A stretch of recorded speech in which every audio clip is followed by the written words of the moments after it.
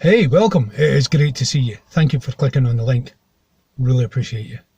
In today's video, we're going to be talking about exercise and nutrition, but I've also got a huge surprise for you at the end of this video for the next one.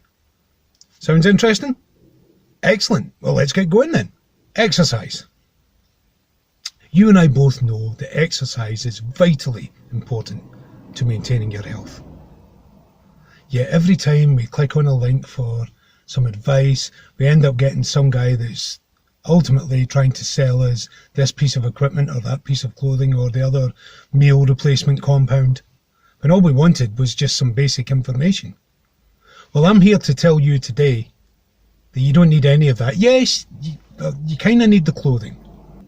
You need a decent pair of comfortable shoes, a decent waterproof jacket, but you can exercise for free. Oh, you want proof, right? Okay, I'll give you proof. This is me on my daily 6-mile walk yesterday. Absolutely soaked to the skin. It was pouring with rain last night, and I loved every minute of it. And the best bit was when I set foot back in my house after the walk, that sense of achievement. Now, the sense of achievement fed my confidence. My boosted confidence fed my commitment. My increased commitment changed my mindset. I can do more. My changed mindset encouraged me to set better goals for the next week. And all you have to do is repeat that every week. You see, you go from setting a goal. We talked about this in the last video. My first ever goal was to get out of my chair without being in pain. My next goal was to then walk to the end of my street and back. My mindset had to be, I'm doing this. My commitment was, I'm going to keep doing this. And the achievement fed the confidence, which fed the commitment, which fed the mindset, which encouraged me to set different goals for the next week. To now, where I'm at the point where I walk between 6 and 8 miles a day. My daily routine? Well, I'll tell you what it is. I get up at 6:30, 6:45 every morning. I go in and have a bit of a workout. Do some push-ups, do some sit-ups, do some steps work up a good sweat, then I go and join my family for the day. In the evening, I walk between 6 and 8 miles, 5 days a week.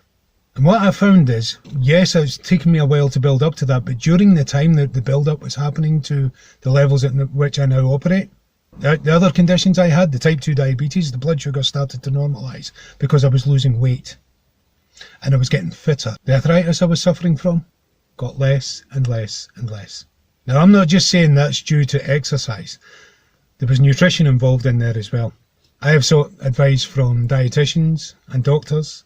I've read books on it, and the information I'm about to give you is mind-blowing. And it comes in one simple sentence. Most modern processed food is totally bad for you. It's poisonous. I'm a bread man. I love bread. It used to be if you sat me down with a loaf of bread, it would be halfway gone within 5 minutes. I began to realise that was part of the reason I was getting the arthritic pain. It is so filled with additives. So I changed to wholemeal and I cut right down. Now my breakfast consists of 2 slices of wholemeal bread and unsalted butter and a piece of fruit every morning. And I'm content with that. Always, always, always cook from scratch, if at all possible. But I appreciate sometimes that it's not always possible. But even when it's not possible, you can make some changes. You know, change from white bread to wholemeal bread. There's not that much of a price difference anymore. Take less meat. They always say that the amount of meat you have should fit inside the palm of your hand. It's a lesson that I still have occasional trouble coming to terms with, believe me, because yeah, I said I like bread, but I also liked bread with meat in it. So yeah,